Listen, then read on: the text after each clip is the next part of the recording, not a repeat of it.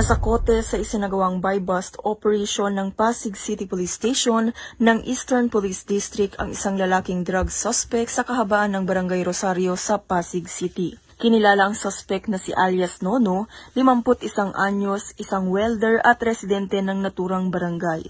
Nasamsam mula sa kanya ang higit 9 na gramo ng shabu na may malaking halaga. Dinala si alias Nono sa tanggapan ng STEU ng Pasig para sa karampatang proseso at kakasuhan siya ng paglabag sa RA 9165 o mas kilala bilang Comprehensive Dangerous Drugs Act of 2002. Sumailalim din siya sa drug test at medical examination habang ang mga nakumpiskang droga ay isinumite sa EPD Forensic Unit para sa pagsusuri.